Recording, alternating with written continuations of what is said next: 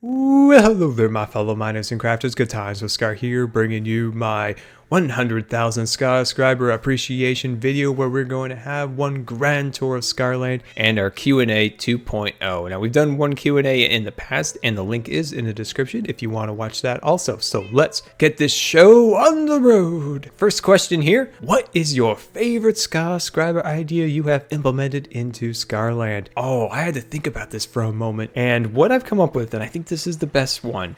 It's the most dramatic, and it would have to be with the suspension bridge. Now, originally the suspension bridge didn't have any vertical cables coming down. And once I kind of completed it, it was about 3 episodes, and I was like, there we go, we have completed this. And, you know, I liked it. I thought it was good, but I knew there, in the back of my head, there was something else. And when the video went live, there were so many comments, where's the vertical suspension cable, Scar? And I was like, I don't know.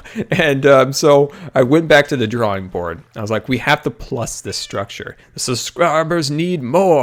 So I went back and I found the solution. The solution was with stained glass. Now I tried, you know, the fence posts and the cobblestone variant of it. I tried just standard glass blocks, and that did actually look okay. But the stained glass had just come out, and combine that into the structure was amazing. And that was definitely the best suggestion from the subscribers. Many great suggestions have come from, but I just feel like that one's the best. All right, so our next question is, what is the best thing you have achieved in your life? Now, I think this YouTube channel is starting to rack up there pretty high, but I would still have to go back to something I did mention in our previous Ask Me Anything, and that would be 2007. I was on a ventilator. I had a trach, and I was being breathed by a machine, and I had just come out of the hospital. I'd been in there for over a month. I had pneumonia after getting trach. So 2 days after, you know, going through that process, I got pneumonia after the surgery. And we got home, and we had previously tried to contact Mayo about getting an appointment to try to see if they had any ideas about what the neurological disease was that was going on. And they had called and they set up an appointment, and we're like, oh, he's on a vent now. How are we going to get there? And so we decided we were just going to pack up, and we're going to go from Washington, so on the west coast of the United States, all the way to the middle of the United States. And this is 3,000 or more miles. And to Minnesota, Rochester, where the Mayo Clinic is. And we packed up, we boarded Jelly, and we took off. You know, actually, I don't think we even did. I think we left Jelly. We gave her food, her box. She's really sustaining cat. You know, she can just do her own thing. And we took off, and we headed to Minnesota. If you're familiar with this area, especially like Montana and Wyoming, they're very rural states. And you're driving in a car, you know, with somebody on a ventilator on a battery pack all the way there. That is definitely an achievement on itself. And I think that's a huge achievement. And then getting there and then being actually weaned from the vent. It took a long time. We were there for a month. Somebody had to come in and take care of Jelly because we'd been gone a little longer than we thought. But I was able to get out the vent, and I wouldn't be here today if that wouldn't have happened. And I definitely would not be talking this way. So I think that is my best achievement. All right, so our next question is, if you got trapped in a video game, which would you choose? I absolutely love this question, and I've heard this asked to a few other people, and I've heard things like Minecraft, which is an excellent idea, or Skyrim, wouldn't that be beautiful? I choose Roller Coaster Tycoon. Now work with me here. You're a tycoon of your own amusement park. You want to build a roller coaster? Bam, you completed it. It's all built. You want to create a dark ride like a haunted mansion or something? Bam, you just created it. And you know, you're walking around in your own little park, you know, strutting your stuff. That would be totally awesome. You would have, like, you know, all sorts of cool foods, and everybody would be all just happy, and it'd just be super awesome. That's the world I would choose. Next one: what inspired you to start YouTube and push yourself to make videos? I'm not exactly sure which one thing inspired me to create YouTube videos, but I've been watching YouTube videos for a very long time and always wanted to do something. I did a few things like a painting time lapse and things like that, but you know, I wanted to do it, but I just wasn't, you know, a lot of things had to come together to be able to do it. And you know, I had to, you know, figure out my breathing, and so I had to, you know, get oxygen sorted out, computers, recording. So it took years in years, but I uploaded a video with the Black Ops theater mode back in that game in Call of Duty's life history, and it was so much fun. I had it on YouTube. It got like 200 views or something, and just interacting with people on that and like taking a step further and started to create more content and stuff like that. I absolutely love creating things, just creating videos or photographs or, you know, graphics or paintings and stuff. I just love that, and that's kind of what inspired me to do it, just to create things. And why do I push myself? The videos take a toll on my health, they do, but they also help it, I think, in that it helps me kind of you know, get out of like just like this. You know, if I wasn't doing this, I would just be kind of bored all day because there's not a lot that I can do. I'm not able to get out a lot. So videos like this, I'm able to interact with people. I'm able to create something. And I think that is also kind of a plus and kind of equals it out in that. And I push it just to, I don't want to let you guys down. You know, when there's no video on there, I feel like I'm letting you guys down. So that's why I continue to push the videos out. Here is, what is your favorite Back to the Future movie and scene? And that is an excellent question. And I would have to say probably the first movie. Now, the first movie is just a really well put together movie. And when you start getting into sequels, sometimes they leave out different parts because they feel like you already know the characters or you already know this part of the world. And I feel like that always kind of leaves parts out. I always think they should start from the beginning, and you know, they have the same characters, and you need to introduce the characters, you need to introduce the worlds again, and I feel like sometimes that gets lost in sequels. I would say the second movie was okay. It's just they kind of got out there a little bit with Biff and the casino. But the third movie, I know this is probably the least favorite of them all for most people, but I really did like the third movie. I just thought it was cool, the contrast of, you know, kind of the past and then the future and then going back to the Wild West. I just thought that was cool. But I'd say definitely the first movie. And scene, oh, that's a hard one. There's so many great ones, like, oh, it's the Libyans, or the where we're going, we don't need roads. Next question here is, why do you have a feeding tube and are in a wheelchair? Those two things stem from neuromuscular disease or a mitochondrial disease. I almost said mitochondrial. Wasn't that from Star Wars? I do believe it was. So I don't think that's the problem, but neuromuscular disease, it weakens you and it takes your energy away, and it makes it so, you know, you just don't have the energy to do normal things. You know, it weakens especially certain parts of the body, legs, diaphragm of the chest, GI motility, different things like that. And that's why I have a feeding tube and I'm in a wheelchair. So the neuromuscular disease just takes your energy and muscles away. All right, so what is your next project for both Scarland and the creative series? I'll take the creative series first, and that would probably be another house. So I'm going to get into another project, but I'm going to start with the house because I need to ask you a question. So the house. Now, what do you guys want to see? Another modern style house, or maybe a kind of mountain cabin style house? Not the cabin from Scarland, but more of a kind of a log cabin, kind of craftsman style house. I think that would be something kind of interesting. So let me know what you guys want for that once the modern house is complete. But creative series wise, I would love to do something that's like a village. So I want to have the village have a purpose. So the purpose would be something like there's a big volcano and the villagers went up and they harnessed the lava and they brought it down for their forges where they create tools, and they have a little market where they sell that to the other cities around and different things like that. I think that would be really cool. I think to do some of the world type stuff, we might have to throw in a world editor, but I would rather not have to do that. So that's still in the thought process for Scarland, of course. The roller coaster is the next project, but we need to see what Mojang has in store for the minecart changes before we do that. So that's why that's kind of on hold. So there might be some thrown in additional projects here or there. Like we do need to retrofit the Scarland transportation system. There is a prototype in this video of the station. So that's kind of what is in store for Scarland. Have you ever had any near-death experiences? Oh, that's spooky. I don't know if I don't know how close you would say to near-death experiences, but I've had some pretty hairy situations.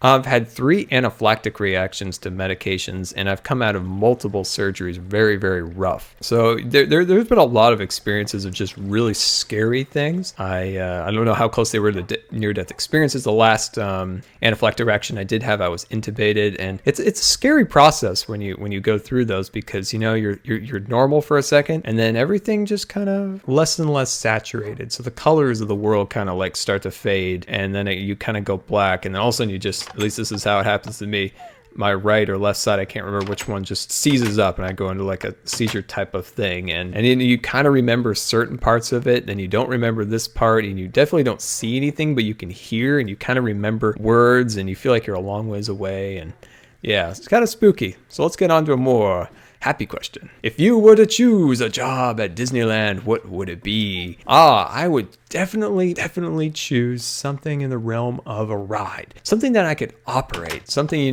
move around. It would be fun to be a PhotoPass cast member, interacting with guests and taking pictures and just hanging around. That would be kind of fun, but I would say probably like a train conductor.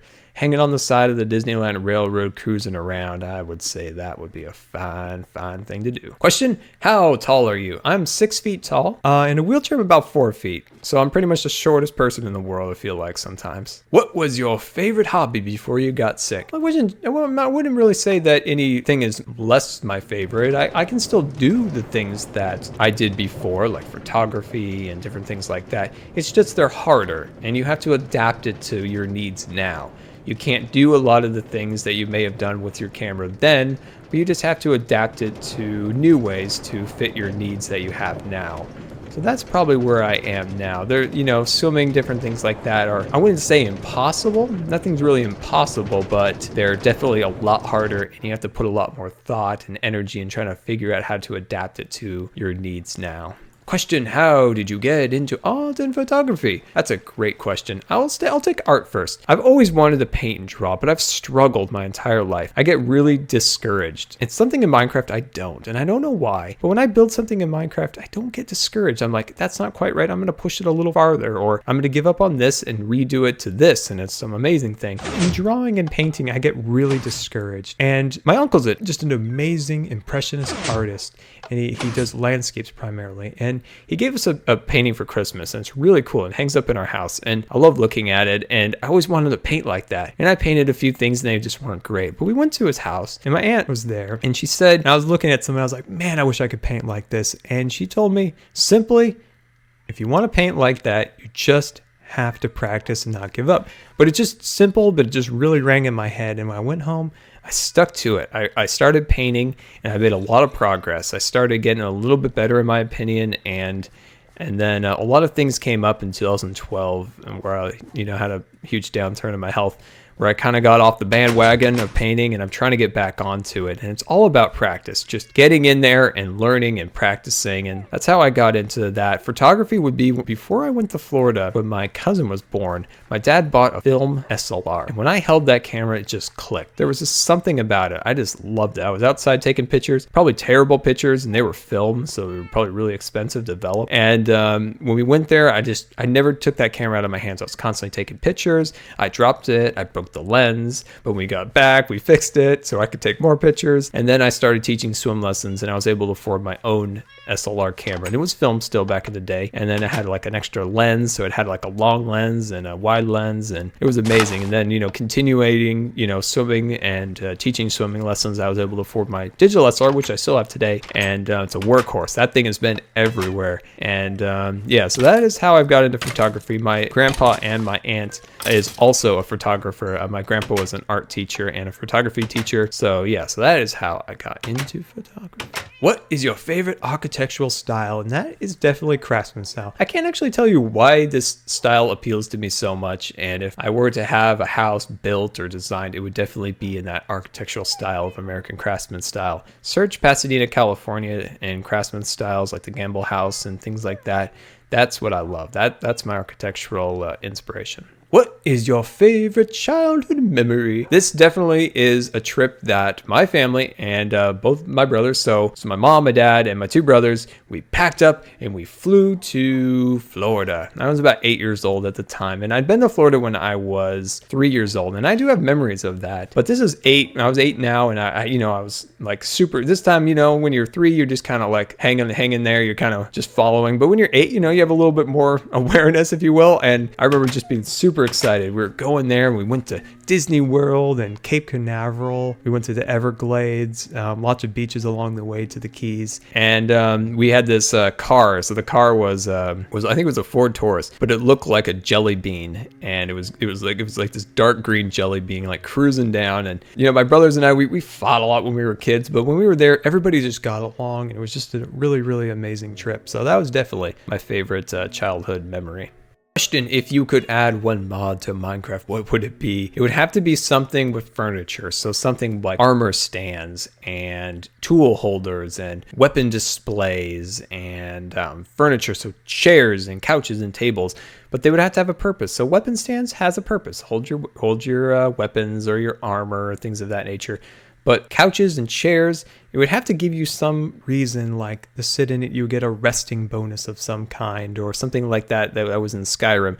I think something like that would really, really improve Minecraft. Or they could just add half slabs of andesite and hardened clay and stairs. That would be pretty awesome. I'd take that too. All right, so what is your dream job? My dream job is to be a concept artist. So somebody gives me a script for a Pixar movie, or somebody has an idea, or I have an idea for a ride, or as an Imagineer at Disney, and you look at it, you're like, all right, let's create a painting and a drawing to inspire, then the architects and different things like that. So a concept artist, so somebody who comes up with the concept of the project. So that is my dream job.